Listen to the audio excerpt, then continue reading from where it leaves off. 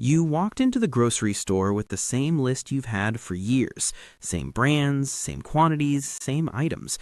But when you got to the register, the total was higher, again. And maybe you told yourself it was just one bad week. Maybe prices would settle. Maybe things would go back to normal.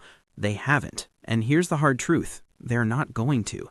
Over the past 4 years, the average American family has watched their grocery bill climb by roughly 25%, not because they're buying more, not because they're being wasteful, simply because the cost of feeding a family has fundamentally changed, and most people are still waiting for it to reverse. But here's what the smartest households are quietly doing right now. They're not panicking, they're not hoarding. They're making one simple, calculated decision, buying today what they know they'll need tomorrow, before tomorrow's price tag arrives. In this video, we're going through 11 specific foods you should be stocking up on right now. We'll cover exactly why each one is rising in price, how long it actually lasts when stored correctly, and the storage secrets that make all the difference. And we're saving the most surprising item for near the end. It's something almost nobody thinks to stock up on, but experts say it's one of the first things to disappear in any crisis. Stay with us until the end, because that one item alone might change how you think about your pantry entirely. Welcome to Food Decider, where we help you make smarter decisions for your table and your wallet. If that's the kind of content you're looking for, go ahead and hit like and subscribe right now. Let's get into it. Here's something worth sitting with for a moment.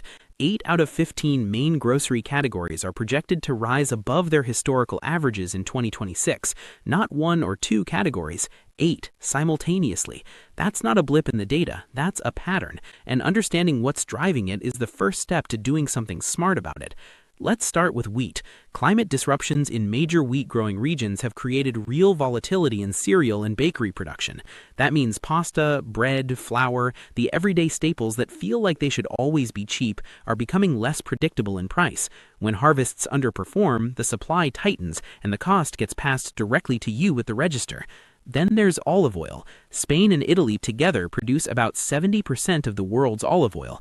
Both countries have been hammered by back-to-back heat waves that devastated harvests. When the supply from 2 countries can shake the entire global market, you start to understand how fragile the system really is. Coffee tells a similar story. Brazil and Vietnam are the world's largest coffee producers. Supply shocks in both countries have driven coffee prices up over 20% year over year.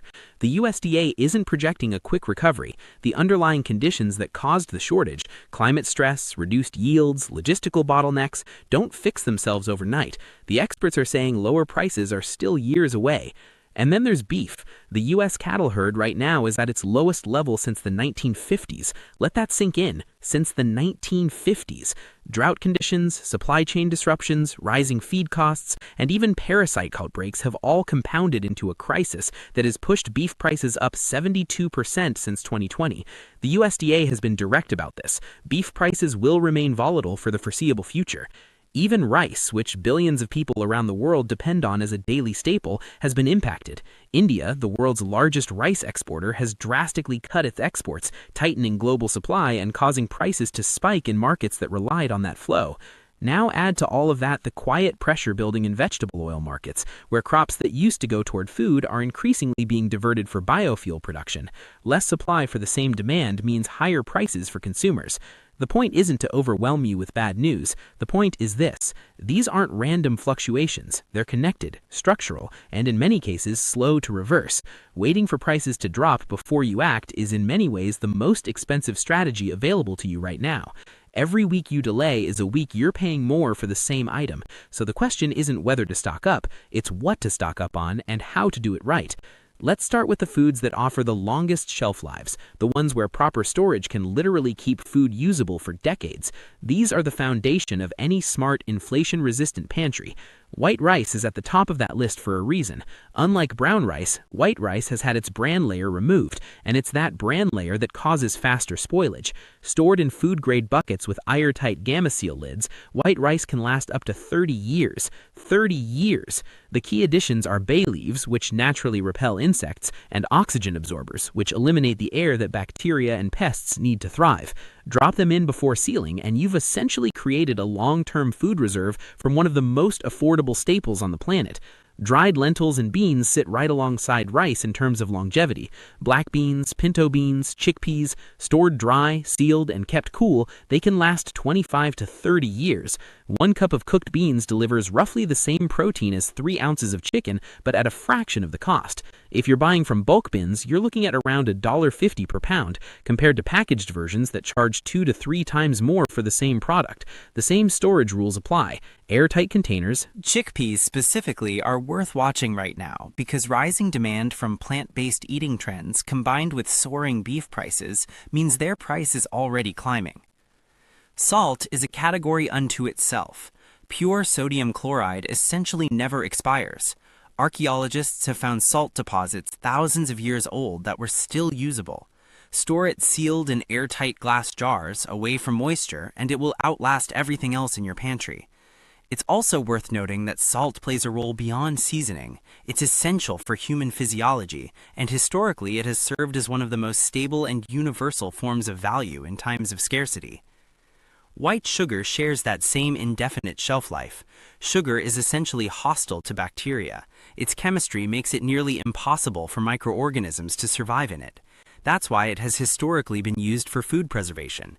Kept in a sealed glass or airtight container away from moisture, white sugar will last indefinitely. And with sugar and sweets projected to see one of the largest price spikes of any food category in 2026, driven by declining global sugarcane harvests, the ongoing cocoa crisis, and its ripple effects on baking ingredients, stocking up now makes clear financial sense. Raw honey might be the most remarkable item on this entire list when it comes to shelf life. Archaeologists have discovered honey in ancient Egyptian tombs, thousands of years old, that was still perfectly edible. The reason is chemistry. Raw honey is highly acidic and contains natural hydrogen peroxide, creating an environment where bacteria simply cannot survive. Store it in glass jars, never plastic, and it will last indefinitely. If it crystallizes over time, that's completely normal and easily reversed by placing the jar in warm water. Now let's move into the foods with a 2 to 4 year shelf life, still exceptional and all of them facing significant price pressure right now.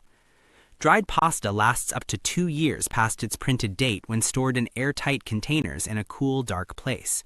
One smart tip: when specialty pasta shapes start to disappear from shelves during supply crunches, lasagna sheets tend to stick around the longest and can be broken up to substitute for other pasta shapes. When buying, look for varieties with at least 7 grams of protein per serving.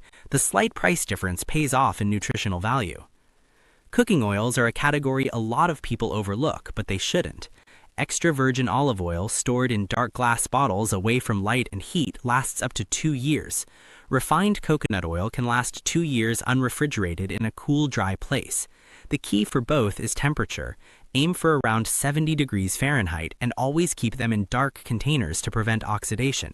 Light is one of the biggest enemies of oil quality. Coffee is another area where acting now is genuinely smart, not just cautious. Whole coffee beans, vacuum sealed and frozen in individual weekly portions, can stay fresh for up to 2 years. The critical rule: once you thaw a portion, don't refreeze it. But here's the sleeper item in the coffee category. Instant coffee in sealed tins can last 20 to 25 years. It's not the gourmet experience, but it's reliable, long-lasting, and given where coffee prices are headed, having a reserve means you won't be caught paying peak prices in the middle of a shortage. Canned fish, tuna, salmon, and sardines specifically, can last up to 4 years past their best buy date, and the canning process itself is one of the most effective preservation methods ever developed. For tuna, skipjack is the better choice, lower in mercury and less expensive. For salmon, wild Alaskan is the gold standard, highest in omega-3s and calcium. Sardines are arguably the most nutritionally dense, most sustainable, and most cost-effective canned protein available. Water-packed options last longer and give you more flexibility in how you use them. Peanut butter deserves more credit than it typically gets. A 2-pound jar delivers around 5,000 calories for under $5. That's one of the most efficient calorie-to-cost ratios of any food you can buy. Natural peanut butter, stored sealed and kept upside down to prevent oil separation, lasts up to 2 years. Almond and cashew butters are solid alternatives, but peanut butter is the anchor here in terms of value. Canned and freeze-dried beef round out this category, and given that beef prices have already climbed 72% since 2020 and the cattle herd isn't recovering quickly, these are worth prioritizing. Freeze-dried beef, vacuum seals, can last up to 25 years with nutritional value remarkably close to fresh. Canned roast beef and corned beef offer multi-year shelf lives and a formidable protein at a time when fresh beef is increasingly becoming a luxury purchase for many families. Now, the item we promised you at the start, the one that surprises almost everyone: dark chocolate. In 2024, cocoa prices hit an all-time high, spiking five-fold compared to historical norms. The supply crisis in West Africa, where the majority of the world's cocoa is produced, is not a short-term problem.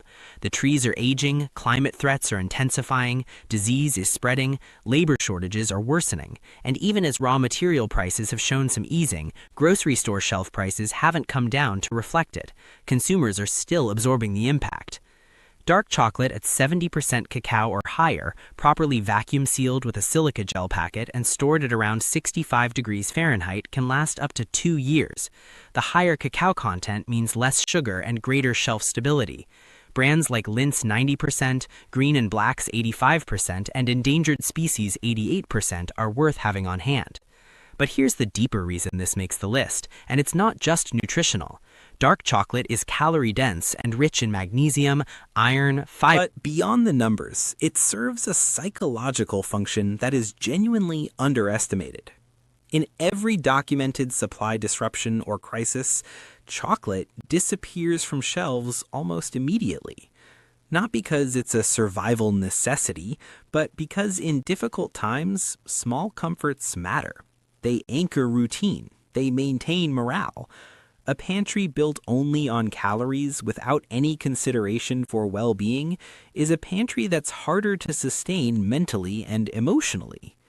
Smart preparation accounts for both.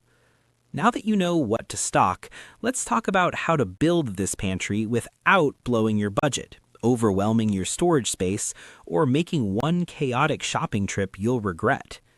The most effective approach is also the simplest one. Pick 3 items from everything we've covered. Just 3. On your next grocery run, buy a little extra of those 3 things. The following week, do the same, either adding more of those items or rotating to 3 others. That's it. No giant haul, no warehouse club panic buy, just consistent, deliberate action compounding over time. This method works for a straightforward reason. It spreads the cost, prevents waste, and keeps you from decision fatigue. Families who try to overhaul their entire pantry in one go often end up with duplicate items they don't need, things stored incorrectly, and money spent inefficiently. The slow and steady approach, repeated weekly, builds a genuinely resilient reserve without the stress. Now let's talk about storage, because even the best food choices become a waste of money if they're not stored correctly. The universal rule applies to almost everything on this list: cool, dry, and dark. A pantry closet, a basement shelf, or even a corner of a cool room works well. What you want to avoid is anywhere near a heat source, direct sunlight, or moisture. Temperature fluctuations are one of the most underappreciated enemies of shelf life. A consistent 65 to 70 degrees Fahrenheit is the sweet spot for most pantry staples. For containers, glass is your best friend. Glass jars don't leach chemicals. They don't absorb odors. They don't degrade over time the way plastic can. And they create a genuinely airtight seal when lidded properly. For honey, salt, spices, and sugar especially, glass over plastic every time. For grains, beans, rice, and coffee, vacuum sealing takes preservation to another level. Combine vacuum-sealed packaging with oxygen absorbers, small packets that absorb the residual oxygen inside a container, and you dramatically reduce the conditions that allow bacteria, mold, and pests to survive. For larger quantities, food-grade buckets with Gamma Seal lids are the standard choice. They're stackable, rodent-resistant, and designed specifically for long-term food storage. Bay leaves are a natural, zero-cost addition to any grain or bean container. Drop one or two in before sealing, and they act as a natural insect deterrent. No chemicals, no odor impact on the food, just a simple organic layer of protection that's been used for centuries. For oils, the priority is darkness and temperature stability. Store them in dark glass bottles away from any light source, and keep them away from the stove or any appliance that generates heat. For coffee beans going into long-term frozen storage, divide them into individual weekly use portions before freezing. This way, you're only ever thawing what you need, and you're never compromising the rest of the batch. And here's something worth stepping back to acknowledge, because it changes how you think about all of this. Building a pantry like this isn't really about fear. It's not about anticipating collapse or preparing for catastrophe. It's about one of the most rational financial decisions available to you right now. Buying things you will definitely use at prices that are lower than what they'll cost in the future. If you know the price of rice is going up, and the data says it is, then buying extra rice today is simply getting a discount on something you were always going to buy. There's nothing extreme about that logic. It's the same thinking behind buying in bulk or stocking up during a sale, just applied with a little more awareness of where prices are actually heading. And then there's the psychological dimension, which we mentioned with chocolate, but extends to the entire pantry. When a family has a well-stocked reserve, the stress around money, grocery bills, and unexpected price spikes is measurably lower. Routine feels more stable. Meals feel more secure. There's a quiet confidence that comes from knowing your household is one step ahead rather than one paycheck behind. That sense of stability, the ability to maintain your normal routine even when external conditions get harder, is worth more than any single item on this list. So here's where to start.